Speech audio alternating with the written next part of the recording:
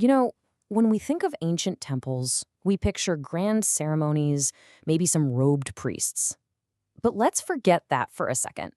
Behind those massive stone walls was an organization as complex as any modern corporation.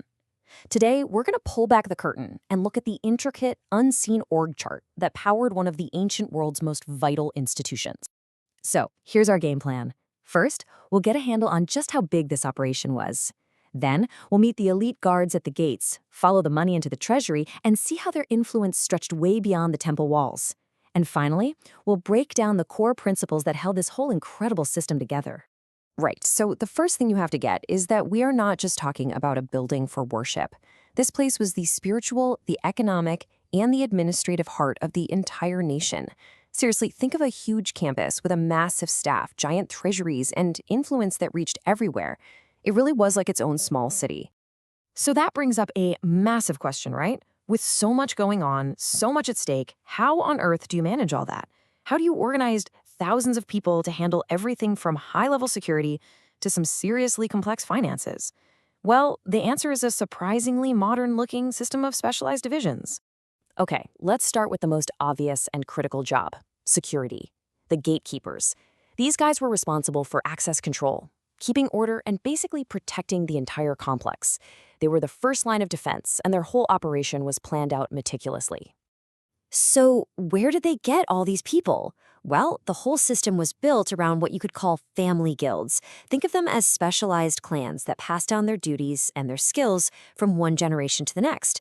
And one of the most powerful of these security families, the descendants of a man named Obed-Edom. But here's what's so fascinating. It's why these specific men were leaders. It wasn't just because they were the oldest son. The text goes out of its way to tell us they were chosen because they were very capable men. So right there, you see that in this system, actual skill, merit, was a huge factor for getting ahead. And the manpower from just this one family? A whopping 62. The descendants of Obed-Edom fielded a force of 62 capable men, all ready and able to do the work. That is a massive contribution from just a single family clan. Now, the text gives a reason for this family's incredible size and success. It just notes that God had blessed Obed-Edom. And in the context of the time, that was the explanation for their prosperity, their many sons, and, their big role in the temple's operation. And to really put their strength into perspective, just look at the other main families. Meshelemiah and Hosa provided 18 and 13 men. I mean, they were important, for sure, but the family of Obed-Edom was an absolute powerhouse, bringing in more security personnel than the other two combined. Okay, so you've got these powerful families all working together. How do you stop them from fighting over the best jobs? It's a great question, and they had a system for it: casting lots. It was basically a random, impartial way to assign each family to a specific gate. It ensured that everyone, young or old, got their responsibilities distributed fairly. No favoritism. And I love this part. Even within that random lottery system, individual skills were still recognized. Take this guy, Zechariah. When the lot for the super important North Gate fell to him, the text makes a point of telling us he was a wise counselor. So his specific talents were known and valued. And all of this came together in a daily deployment plan that was anything but random. This was a strategic 24/7 security operation. You had 6 guards on the main east gate, 4 each on the north and south, another 4 on the critical west road, plus guards at the storehouses. This was a precise, highly organized machine. All right, so with security totally locked down, let's pivot to another huge job: managing the money. An institution this big had an incredible amount of wealth flowing through it, and that required a really sophisticated treasury department. Their financial system was actually split into 2 parts. First, you had the general treasury, the treasury of the house of God. Think of this as the operating budget for day-to-day stuff and maintenance. But then you had a totally separate, high-security treasury for dedicated things. These were the special, super valuable items donated by the nation's leaders.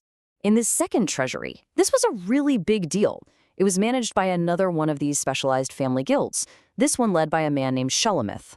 He and his relatives were basically the chief accountants, responsible for every single valuable thing dedicated by the king and his top generals. And they had a very clear financial pipeline. So here's how it worked.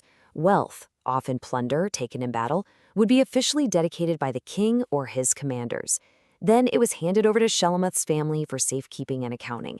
And finally, those dedicated funds were used for one specific purpose: the upkeep and repair of the temple. Very clear chain of custody.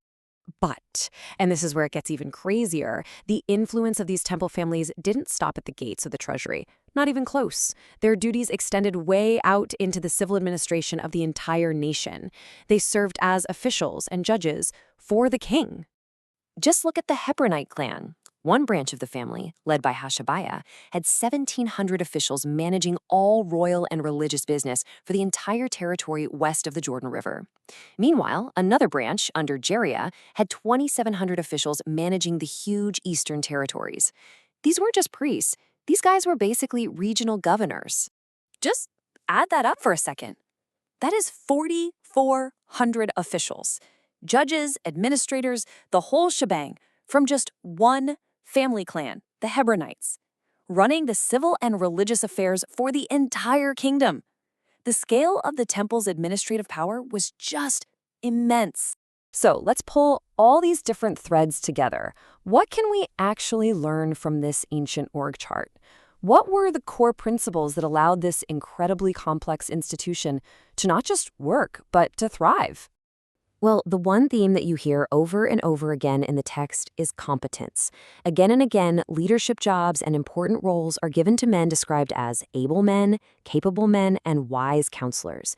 This was absolutely a system that valued and promoted real, actual skill. So, when you boil it all down, what do you get? First, you've got a system where these family guilds provided stability and passed down knowledge. Second, you have a kind of meritocracy where being capable was key. Third, there was a really clear hierarchy to manage all the complex jobs. And finally, you had an institution whose power was both spiritual and civil, woven right into the fabric of the state.